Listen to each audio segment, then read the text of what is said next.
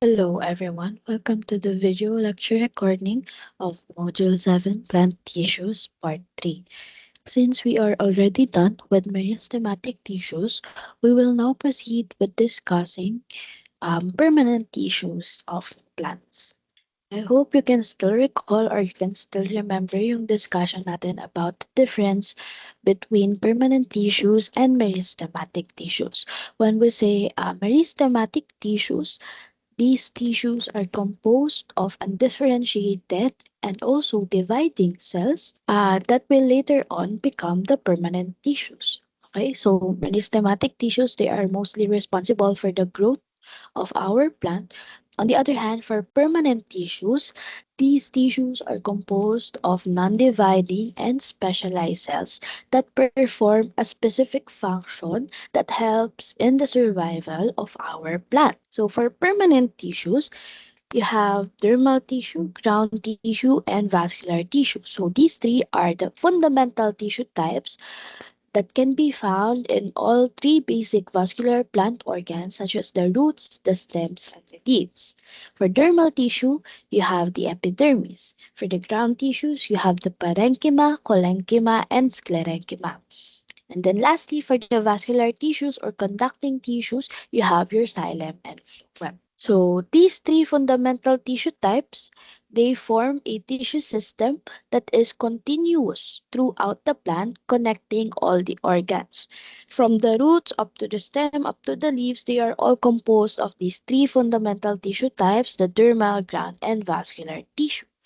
So we have the three tissue systems. First, the dermal tissue system, which serves as a protective cover for the entire body of a plant. So, siya yung first layer of defense ng ating plant against external factors, against mga insects na gustong kumain sa kanya, against drought, para hindi maubusan agad ng water, ganyan. And then next, you have your vascular tissue system. And kapag vascular tissue system, lagi niyong tatandaan, sila yung responsible for transport or conduct ng mga materials between the root and the shoot system. So basically, yung vascular tissue system, you can think of it as the circulatory system of our plants. And then lastly, we have the ground tissue system, which is responsible for most of the metabolic functions of the plant, such as photosynthesis, storage, ano pa ba, mechanical support, etc. So, yung ground tissue system natin, siya yung may pinakamaraming function sa ating plants. Now, let's start first with the simple permanent tissues. I don't know if you can still recall, pero nung nag-differentiate tayo ng meristematic and permanent tissues, I mentioned na yung permanent tissues natin, it can be classified into two major types um, depending on the number of types ng cell na bumubuo sa kanya. And so we have two types. First, you have the simple permanent tissue and the complex permanent tissue. When we say simple permanent tissues, these permanent tissues are only composed of one type or one group of cell. On the other hand, for complex permanent tissues, syempre dahil complex na sila, two or more types or groups of cells na.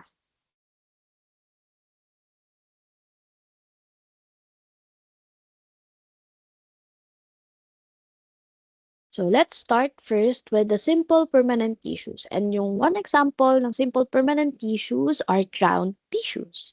Yeah, so ground tissues, they are structurally simple because they are mainly composed of one kind of cell. So for example, if you have a parenchyma tissue, it is only composed of parenchyma cells. So same goes for collenchyma and sclerenchyma. They are mainly composed of one kind of cell. And these cells, they are considered as the worker bees of the plants. Bakit? Kasi marami silang function, 'di ba sa colony, sa bee colony natin. Yung worker bee sila yung maraming function sila yung madalas na nagtatrabaho sa beehive, kaya nga worker bees yung tawag sa kanila, di ba? So same goes for the ground tissues. They have many functions such as photosynthesis, storing carbohydrates or water. So nagfa-function din sila for storage. Nagpro-provide din sila ng mechanical support sa ating plant and also other basic functions. And then each kind of cell, they have a distinctive wall structure. So later on, as we discuss and differentiate between parenchyma, collenchyma, and sclerenchyma, malalaman nyo na iba-iba sila ng composition ng cell wall and iba-iba din yung presence. Okay? Yung ibang cells, merong primary cell wall, may secondary cell wall, yung iba namang cells, walang ganon. And then they also have variations in the protoplast. Ma'am, what is protoplast? So protoplast, this refers to the entire cell except yan, except the cell wall. Yan. So if you have here your plant cell, ayan yung square na yan, itong may X, yan lang yung protoplast because this is your cell wall. Basically, you can think of the protoplast as the living part of the cell kasi yung cell wall naman natin, hindi naman siya living. So I hope that's clear to you yung sa ground tissues natin. So now let's discuss the different types of ground tissues. Starting first with parenchyma or also known as the soft primary tissues. So ganito yung itsura ng ating parenchyma. This is cross-section. Kapag tinignan nyo siya under the microscope, tapos cross-section, yung type ng cut, ganito yung makikita nyo. Siyempre, iba pa yung itsura niya under the longitudinal section.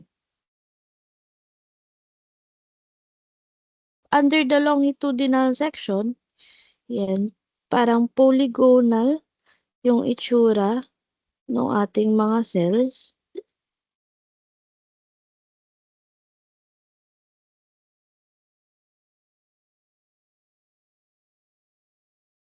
Yan.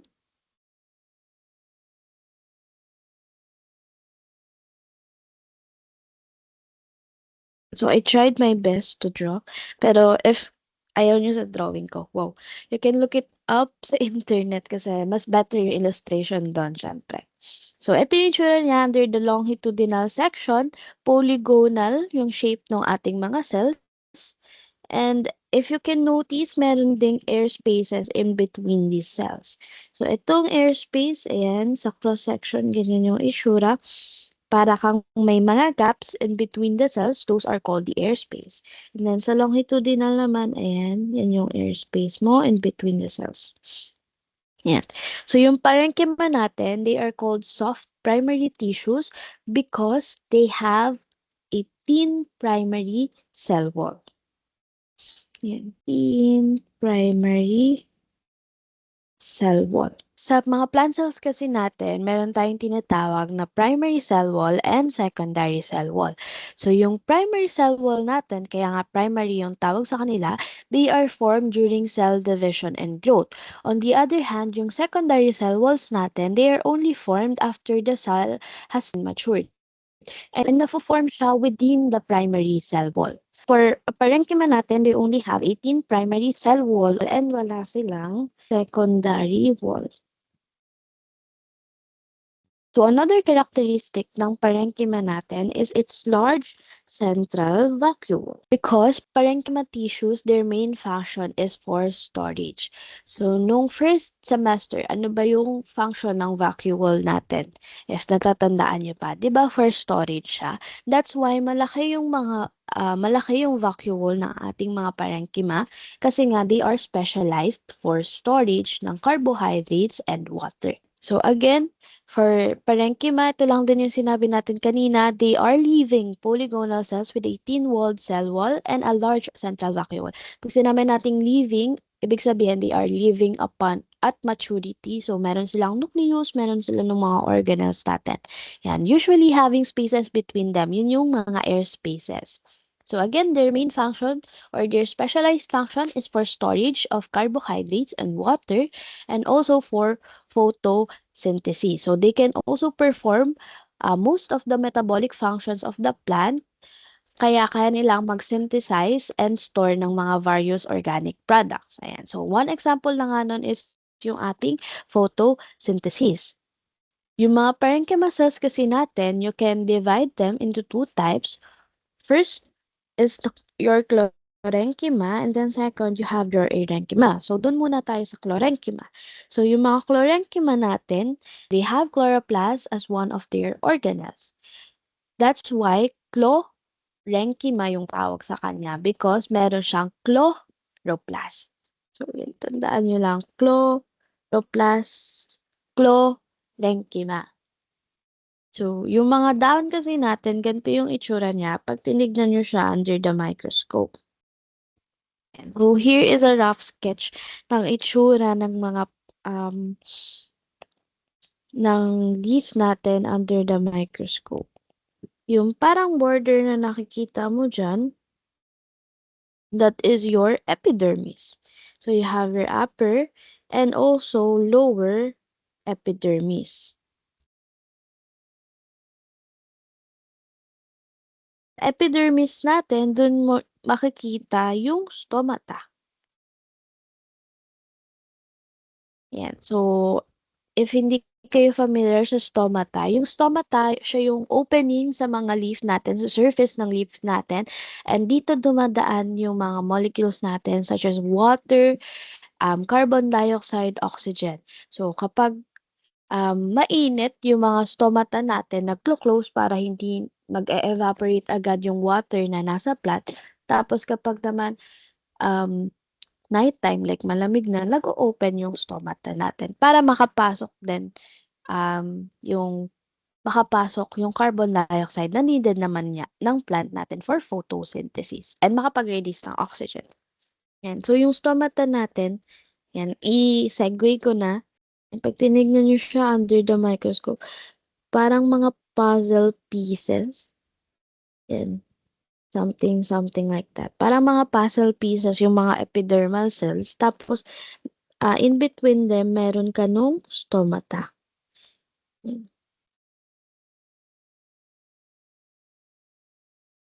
Yan. So, ito yung stomata. Yung stomata kasi, it can refer to the opening or also yung entire structure. Okay? So, depende siguro sa kung ano yung dinedescribe, ano yung tinutukoy. Pero if mas gusto niyo specific, edi stomatal pore na lang yung tawag nyo dun sa may butas. Pero in some textbooks, stomata din yung tawag sa kanila.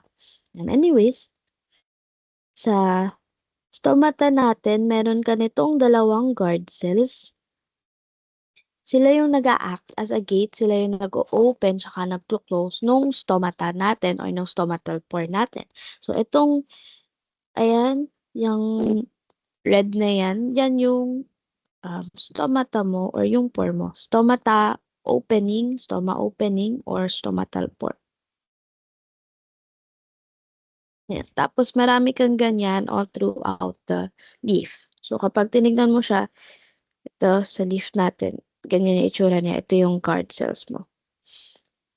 Anyways, going back dun sa leaf natin, so aside from the upper and the lower epidermis, yung gitna ng ating leaf, it is composed of the mesophyll. And yung mesophyll natin is composed of parenchyma cells, okay? More specifically, chlorenchyma cells. Bakit chlorenchyma? Because yung mga mesophyll cells natin na ito, they are composed of or they have chloroplasts in their cells. So, meron tayo actually two types of mesophyll. So, yung una, you have your palisade mesophyll. And then yung pangalawa, you have your spongy mesophyll.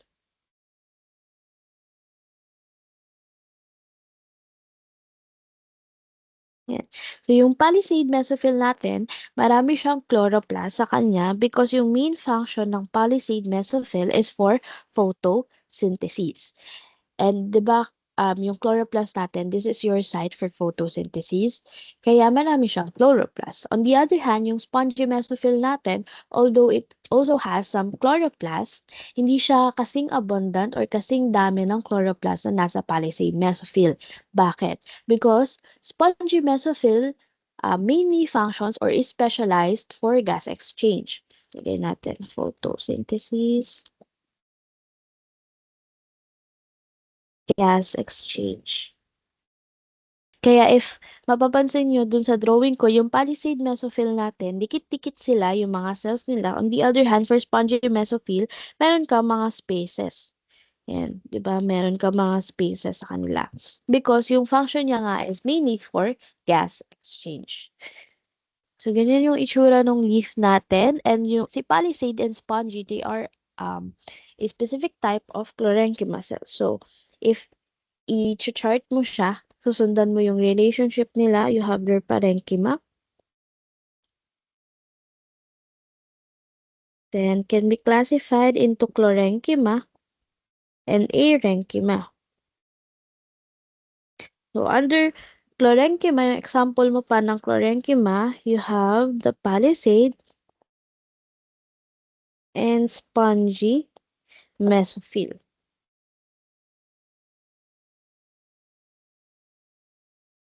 Yan. So, you can say that palisade and spongy mesophyll are a type of parenchyma cells. And so, another unique characteristic ng ating mga parenchyma cells is that itong mga matured parenchyma cells natin, most of them can undergo the differentiation. Nakakita kayo ng prefix na de. Ano ba ibig sabihin nun? Di ba? Reverse or yan, go back. Ganon. So, if yung definition natin for differentiation is from unspecialized to specialized cells, if you have dead differentiation, syempre mababaliktad or mare-reverse yung process. So, from having a specialized cell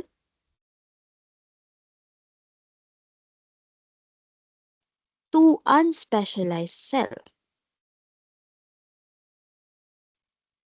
Yan. So, ma'am, pwede po pala yun. Pwede po palang from specialized to unspecialized.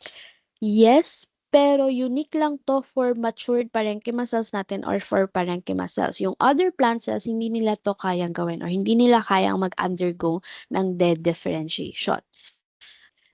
So, yung sa dead differentiation natin, yung mga specialized or matured parenchyma cells natin, they can go back to their meristem-like state or yung unspecialized state nila para they can divide and differentiate into other types of plant cells under particular conditions, syempre. So, hindi naman siya basta-basta mag-undergo ng dead differentiation. Dapat merong mga conditions na namamet bago siya mag-undergo nitong process na to. So, yung example nito is wound repair. So, wound repair natin, kunwari nasugatan yung halaman, ang gagawin ni parenchyma cell, mag-undergo siya ng dead differentiation. Yan. So, kapag unspecialized na siya, magdi-divide siya, tapos mag-grow, and then magdi-differentiate into other types ng plant cells na needed for wound repair. Kaya, you can see na it is even possible to grow an entire plant from a single parenchyma cell. Kasi kahit na isa lang yung parenchyma cell mo na yon, yung isang parenchyma cell mo naman na yon can undergo the differentiation and can divide, kaya pwede pa siyang dumami and differentiate into other cell types nga ng ating plants.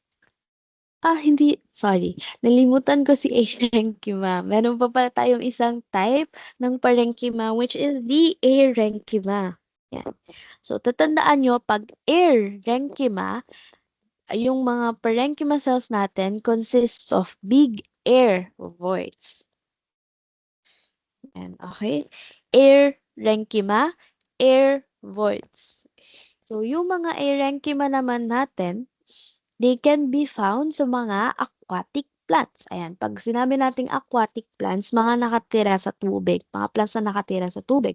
Ano ba ang example ng mga aquatic plants? So, for example, water lilies, lotus. So, those are examples of aquatic plants. So, ano po ba yung itsura ng Aerenchyma?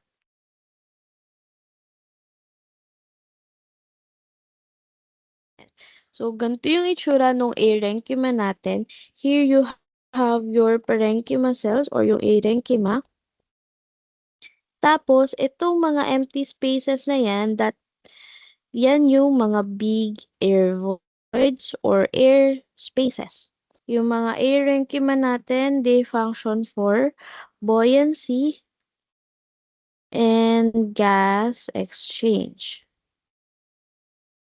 Okay, so bakit for gas exchange? Sa mga aquatic environments kasi natin, low lang yung concentration ng gases such as carbon dioxide na needed ng plants natin for photosynthesis. So, para mag-adapt dun sa ganung klase ng environment, ayan, nagkaroon sila ng adaptation which is yung parenchyma nga. So, kung saan meron kang big air voids na efficient and adapted for gas exchange. Ayan, para mas marami silang nakukuha na carbon dioxide and nahe-help dun sa diffusion ng gases sa water natin. Another is for buoyancy, para lumulutang yung halaman natin, hindi siya completely submerged sa tubig. So, that's it for parenchyma cells.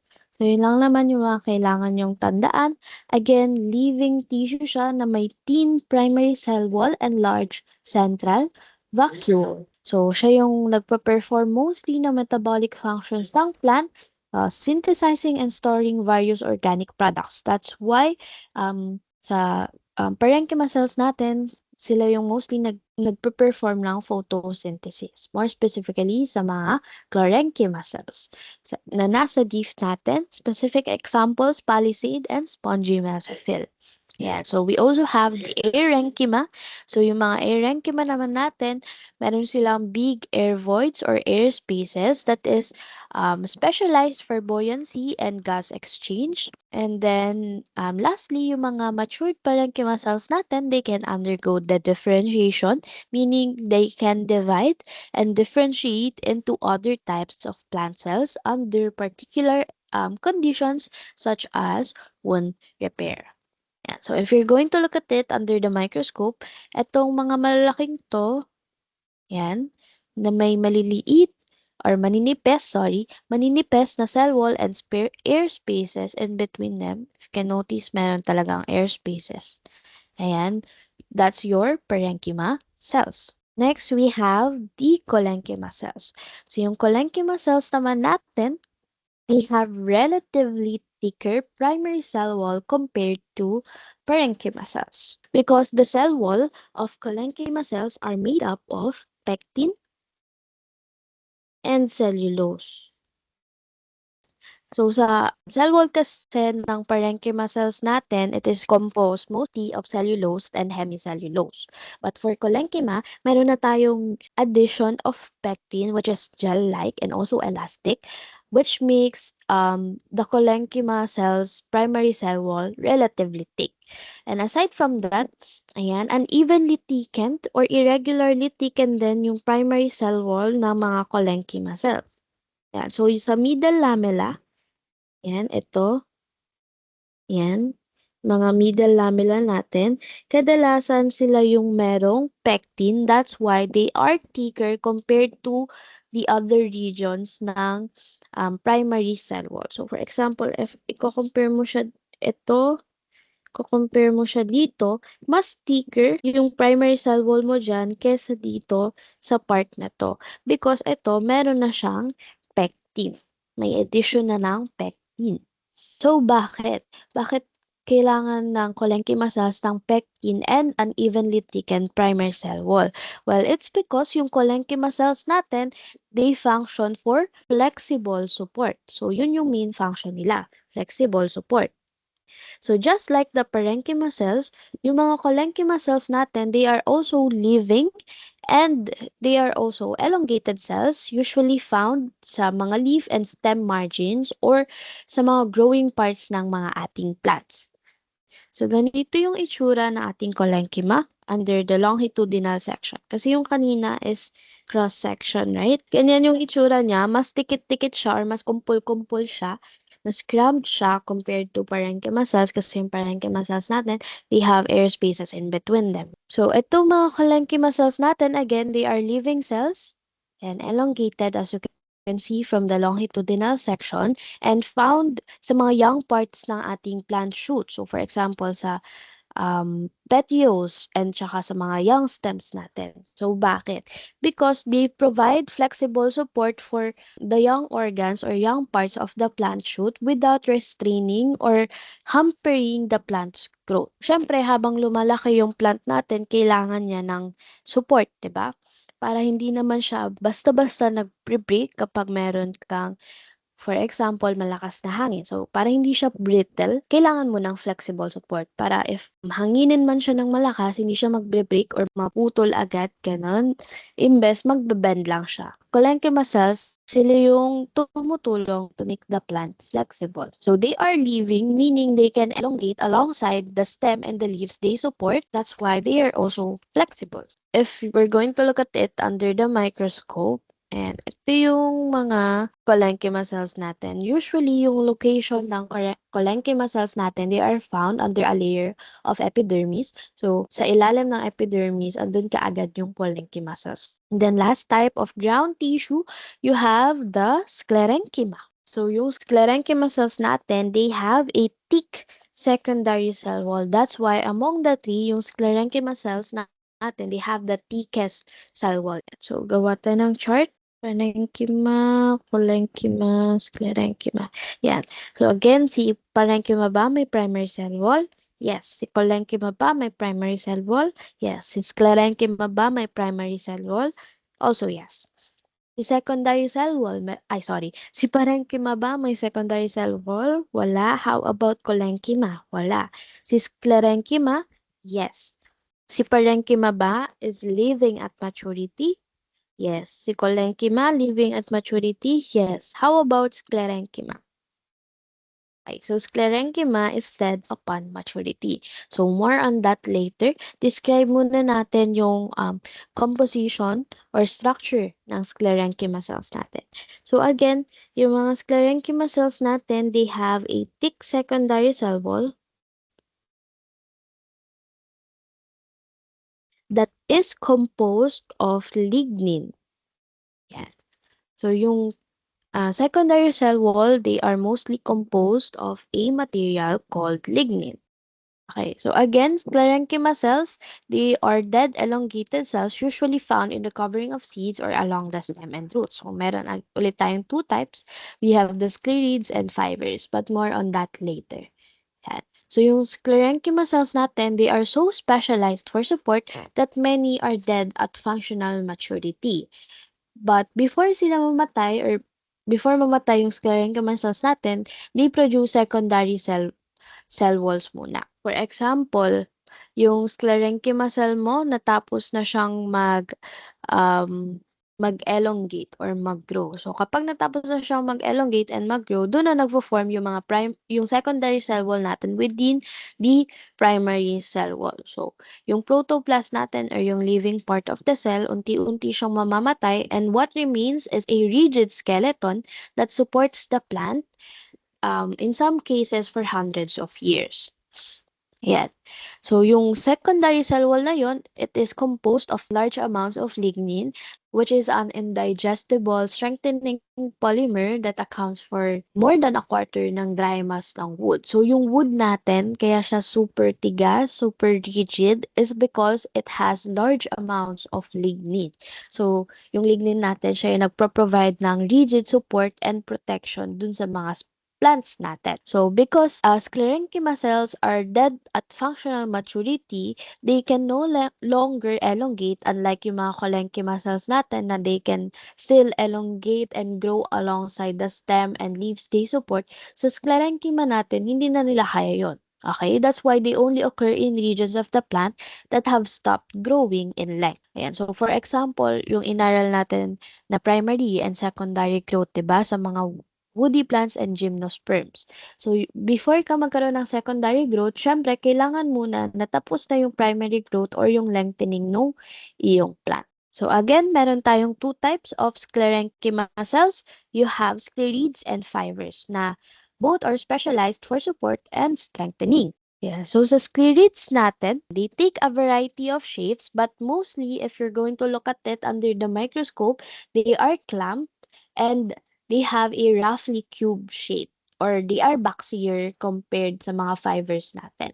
And they have very thick lignified secondary cell walls. Kaya if makikita nyo dito sa picture natin ng sclerids, sobrang thick ng secondary cell wall niya, itong pink na to.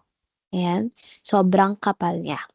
Yan, because they impart the hardness to the nutshells and seed coats, as well as the gritty texture ng mga pear fruits. If nakahawak na kayo ng bao, feeling ko naman, yung sa coconut, nakahawak na kayo ng bao, ayun, so mostly composed yun ng sclerids natin, kaya very stiff and very hard siya, or very rigid yung ating mga coconuts, as well as walnuts. Ayan. So, yung sclerids natin, they mainly function for stiffness, hardness, and protection. On the other hand, yung mga fibers natin, they are usually grouped in strands and are long, slender, and tapered. If makikita nyo, para sila mga french fries na dikit-dikit, di ba? Yan. And most of them, they are used commercially, such as hemp fibers for making rope. Tapos, meron din tayong mga flax fibers. Ito naman is for clothing sa mga cotton and linen natin.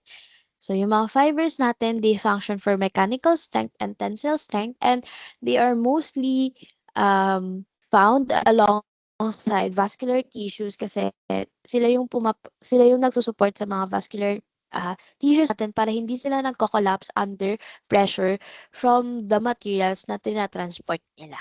Papakita ko sa inyo under the microscope.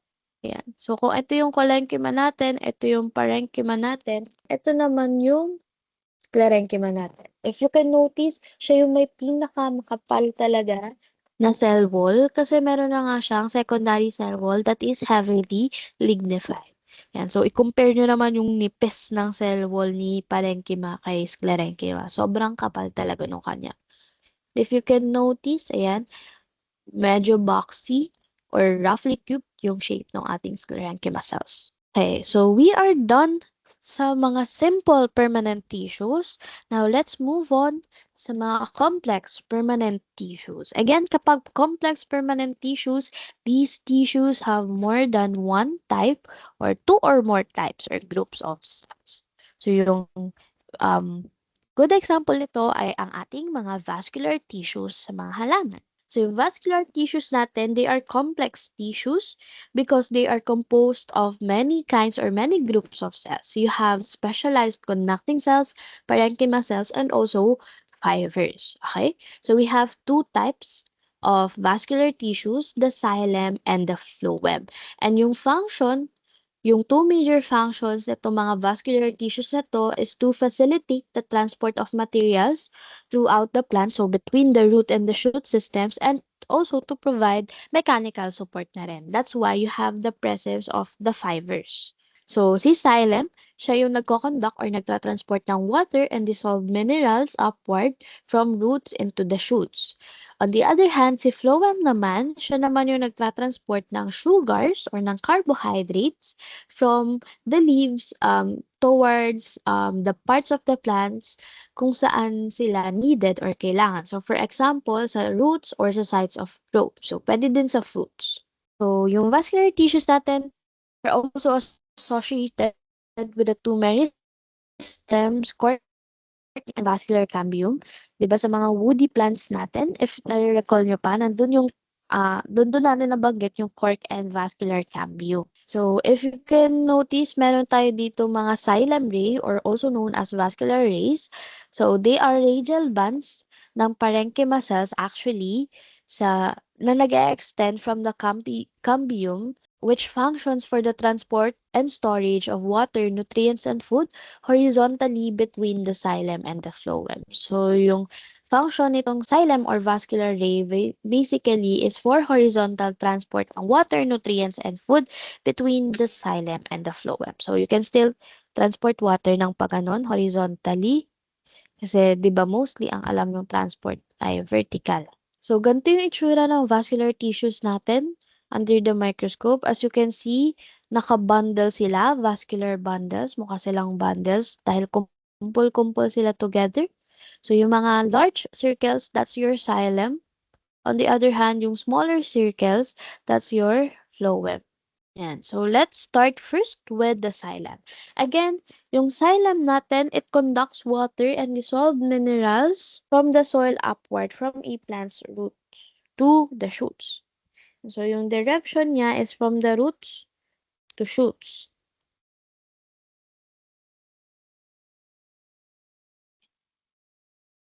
And it has four types of cells that make up yung xylem natin.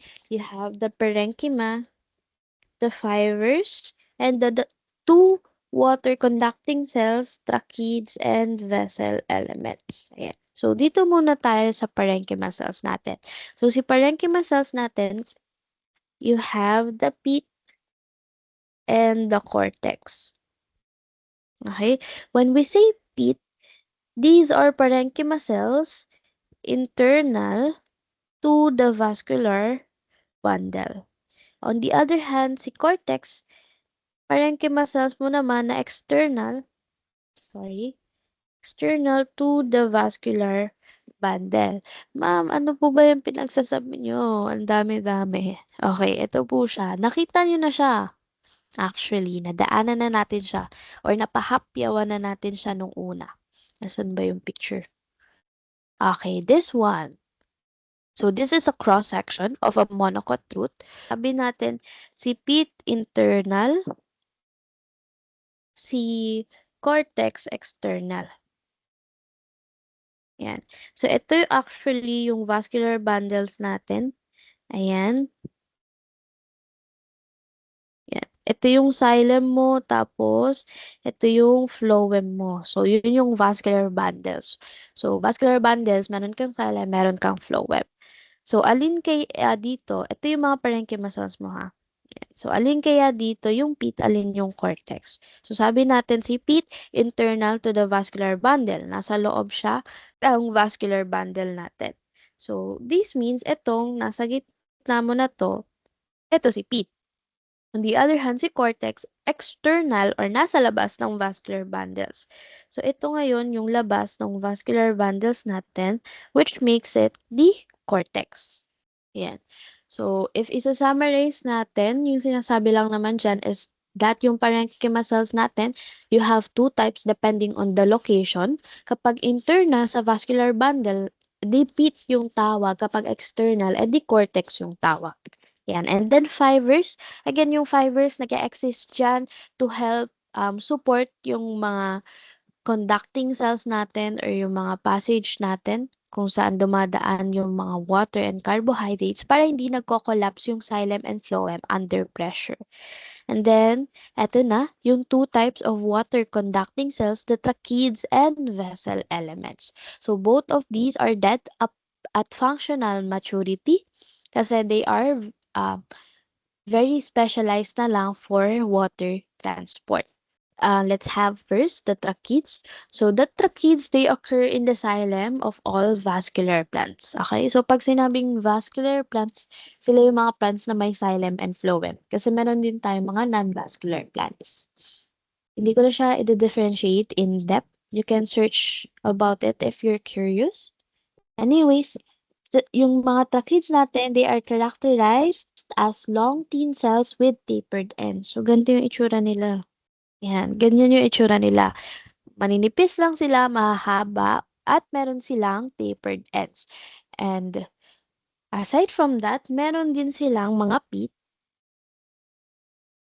Yung mga pits na yon, mga butas sila sa tracheids natin kung saan dito dumadaan yung mga water natin or nagflo-flow laterally. Ayan, pag sinabi nating lateral flow, another term lang siya for horizontal flow. So, ganyan yung flow ng water natin. Siyempre, kapag vertical flow, yung flow ng water mo is vertical. Ayan. So, again, yung pits, mga butas siya sa ating tracheids kung saan doon dumadaan yung water or doon nagflo-flow laterally yung ating mga water from one trachea to another. Yan. So, ito kasing tracheids natin, they have a secondary cell wall. Ayan, so lignified din yung mga tracheids natin. Again, para hindi sila nagko-collapse under pressure kapag nagtatransport sila ng water from the roots to the shoots. Ayan, so if iso-zoom in mo siya, ganito yung itsura niya.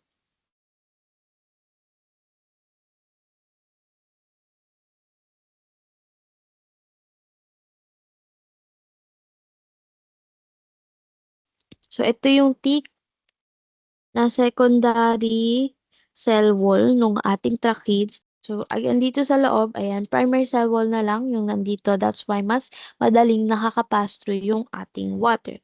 So, ito yung mga pits, yung mga butas na yan. Tapos, yung water natin, ganyan siya mag-flow. Yan, vertical flow muna bago siya mag-lateral flow. Tapos, vertical flow ulit. So, ganyan. If pagko-connect mo sila, ganito yung flow ng ating water from one trachea to another. Next, you have the vessel elements. Okay? So, yung vessel elements, ito siya. Yung isang ganyan, ang tawag mo ay vessel elements. Kapag meron ka ng patong-patong na vessel elements, tsaka mo siya matatawag na vessel. Okay? So, yung vessel elements natin, they are generally wider, shorter, and thinner walled compared sa tracheids. So, less tapered din yung ends nila. Yan, if makikita nyo, pag ganyan na, hindi na pa ganun, hindi na pa slant yung ends ng ating mga vessel elements. And they also have pits, just like the tracheids, pero less na siya compared dun sa pits ng ating mga tracheids. Yan. Because sa dulo ng bawat vessel elements, meron tayong tinatawag na perforation plate. Yan. So, ito yung drawing mo ng vessel elements. Yan. Sa dulo niya, meron ng perforation plates.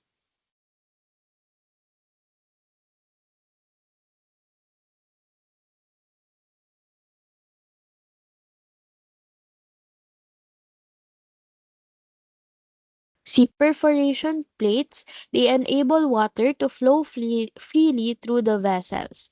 Ayan, okay. So, dyan dumadaan or nagpapass through yung ating water sa perforation plates. And if you can notice, yung flow na lang ng water natin is vertical flow compared sa tracheids na meron pang lateral flow. Pero syempre, dahil may pits siya, possible pa rin naman yung lateral flow.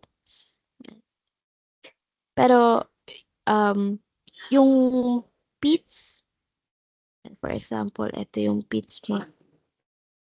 From one adjacent vessel elements to another. Yan, para ganyan, nakakalusot siya dyan. Pero mostly, vertical flow lang if dadaan lang sila dun sa vessels lang mismo. Yan. So, they are optimized for vertical high volume flow kasi nga mas marami silang kayang i-hold or i-transport na water compared to tracheids since they are wider than the tracheids. So now, if you're going to look at the xylem under the microscope, makikita mo na you have the vessel and also the tracheids. So magkakatabi lang din naman sila. So ito si vessels mo, wider yung diameter niya. On the other hand, si tracheids mo, maninipis lang. Or narrower yung diameter. Next, we have the phloem. So, if si xylem nagtra-transport, nagko-conduct ng water, si phloem naman nagko-conduct or nagtra-transport ng carbohydrates, more specifically, sugars from the leaves to the parts of the plants where it is needed, such as the roots, fruits, and growing parts. So, yung phloem natin, meron din silang parenchyma cells, meron din silang fibers, and also meron din silang conducting cells, which are the sieve tube elements and companion cells. So, both of these sugar conducting cells ng phloem ay alive at functional maturity. So, in contrast to xylem, sa mga conducting cells ng xylem na dead at functional maturity, yung mga sugar conducting cells ng ating phloem, again, are living at functional maturity. Ma'am, bakit? Because yung phloem natin, nag involve siya ng active transport. At di ba, from your first semester, if you can still recall, si ma'am naman pinapaalala pa, pero kailangan yan. Kasi magkaka-connect yung mga concepts. Ayan. If you can still recall from your first semester, di ba kapag active transport, in contrast to passive transport, yung active transport natin, nagre-require siya ng ATP, ng energy. And hindi ka makakapag-produce ng ATP kung hindi living yung cell mo or kung hindi buhay yung cell mo. That's why sa phloem natin, living yung mga cells at functional maturity. On the other hand, for xylem, passive transport yung present sa ating xylem. So, mostly transpiration.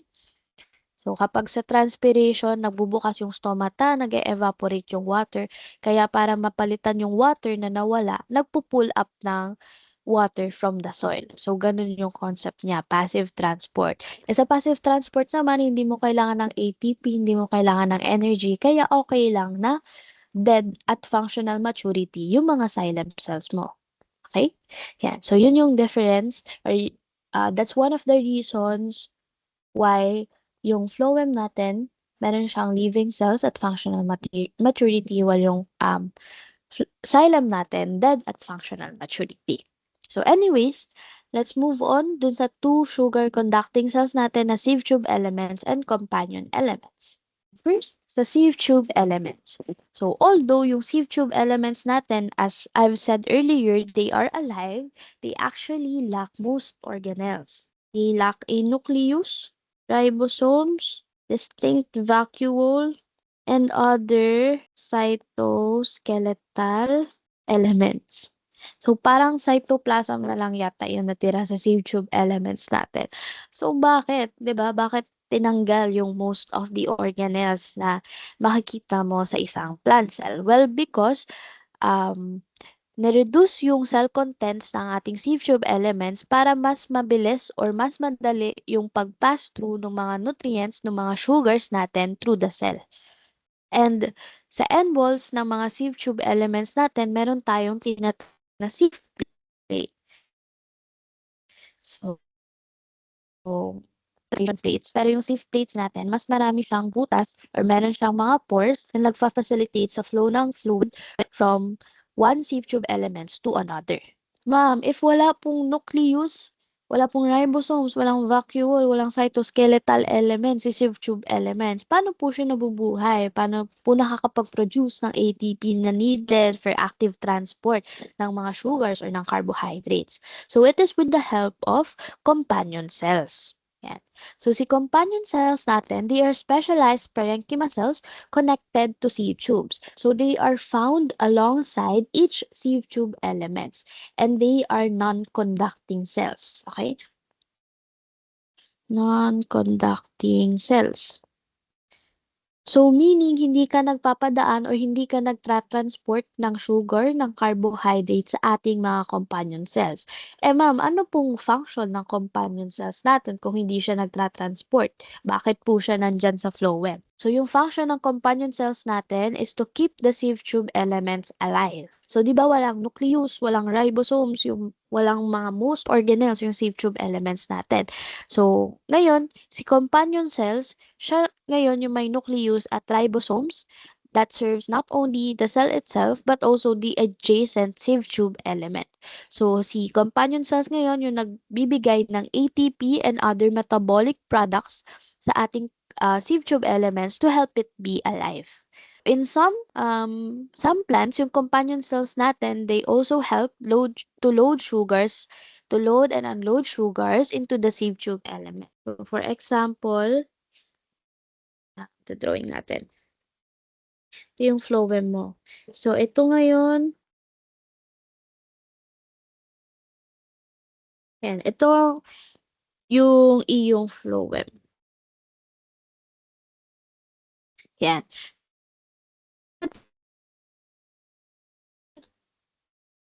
Tsaka, zinc cell.